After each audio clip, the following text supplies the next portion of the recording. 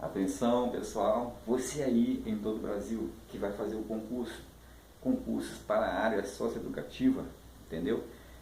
Se liga aí na continuação do nosso curso, tá bom? Da Lei 12.594 de 2012. Já falei várias vezes que essa lei, ela instituiu o SINASE, que é o Sistema Nacional de Atendimento Socioeducativo, como também ela regulamenta a aplicação, a execução das medidas socioeducativas. Bom, Nilson, que medidas são essas? São as medidas de advertência, obrigação de reparar o dano, prestação de serviços à comunidade, liberdade assistida, semiliberdade e internação. Tá? Então, essas 6 medidas estão previstas no artigo 112 do Estatuto da Criança e do Adolescente. Então, nesse momento, eu vou tratar aqui dos artigos 44 e do 45 da Lei 12.594. Mas isso, do que trata esses artigos? Primeiro, fala que na hipótese de substituição da medida socioeducativa por outra medida e da modificação das atividades do PIA, porque assim, o PIA é o Plano Individual de Atendimento, quer dizer, é o Plano Individual de Atendimento. E nesse plano, o que nós temos? Nós temos um conjunto de atividades com metas para serem cumpridas por cada adolescente, porque cada adolescente tem um plano específico. Então não existe um plano para todos que chegam lá. Tanto é que quando a autoridade judiciária remete, né, o adolescente para o cumprimento das medidas socioeducativas, a entidade tem a direção do programa de atendimento, tem prazos para elaborar um PIA. Aí chegou esse adolescente, vamos sentar com a equipe técnica e vamos elaborar o seu plano individual de atendimento. Lembrando só que, se for meio aberto, ele tem, a direção tem 15 dias, tá? E se for meio fechado, tem até 45 dias. Então, observa aqui, eu agora quero substituir essa medida por outra medida, tá bom? Ou então, eu quero modificar as atividades do PIA. Então, nessa hipótese de substituição de medidas, como também de modificação das atividades do PIA, tranquilo? A autoridade judiciária encaminhará o inteiro teor da decisão, tá bom? A decisão para a direção do programa de atendimento. Ela também encaminhará peças que julgar necessário à nova situação jurídica do adolescente. Então, mudou o programa de atendimento, a medida foi substituída, o PIA foi modificado, instaurou-se aí uma nova situação jurídica para aquele socioeducando. Tranquilo? Então, vamos lá. Olha só, nessa hipótese mesmo de substituição na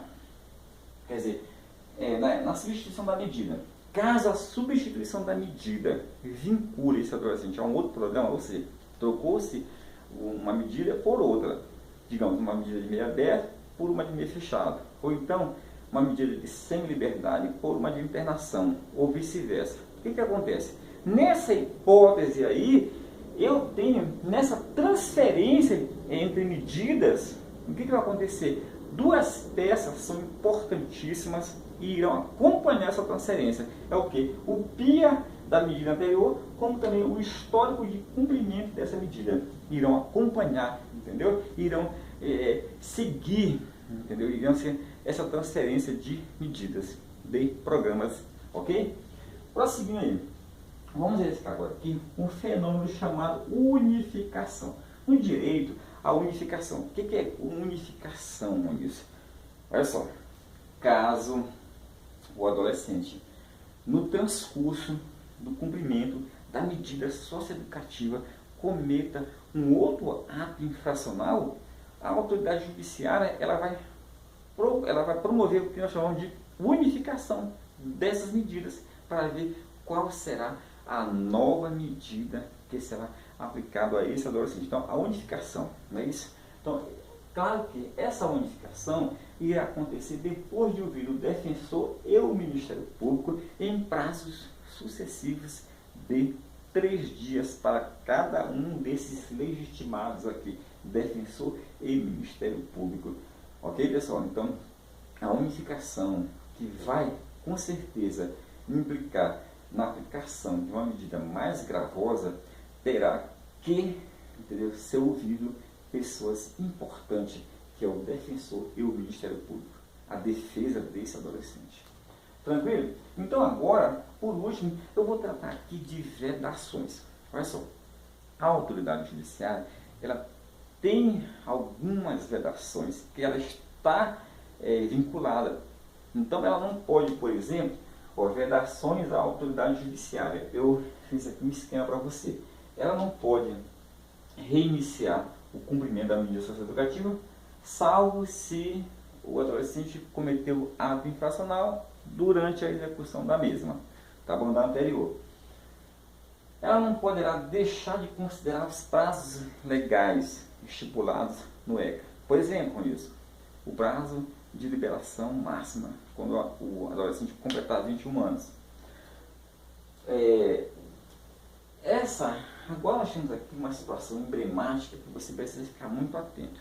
Vamos supor que o adolescente está cumprindo uma medida de internação e ele descobriu-se que ele havia cometido um ato infracional anterior ao cumprimento dessa medida. Um ato infracional de mesma natureza, ou seja, que esse ato infracional anterior, aí ao adolescente seria aplicado uma medida de mesma natureza, com a mesma duração.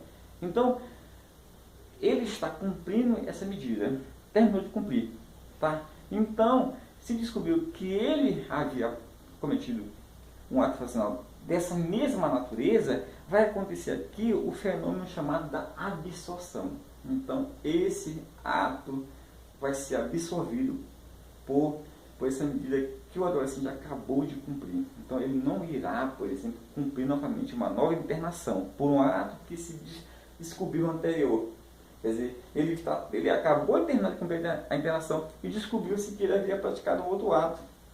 Então, há o fenômeno da absorção. O que acontece? Também não será aplicada a ele nova medida de internação se foi descoberto que ele havia praticado um ato anterior, mas ele já está no procedimento de progressão. Então ele progrediu. Isso o que é progressão? É ele, por exemplo, passar de uma medida grave para uma menos grave. Ou seja, de uma medida de internação para uma medida de semi-liberdade. Ou de semi-liberdade para uma medida de liberdade assistida. Então ele progrediu. No direito penal a gente fala o quê? Progressão de regime. Então não esqueça disso, pessoal. Estudar com o professor Ronilson é isso. Eu te passo aqui as dicas, os macetes para você gabaritar. Ronilson, eu quero saber como é que está o teu livro aí.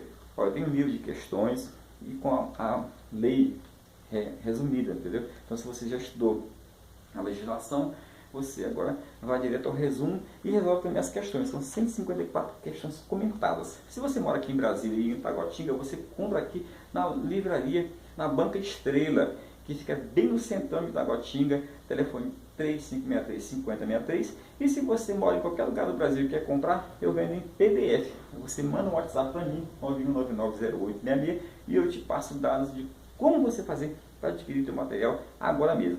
Muito obrigado, valeu aí.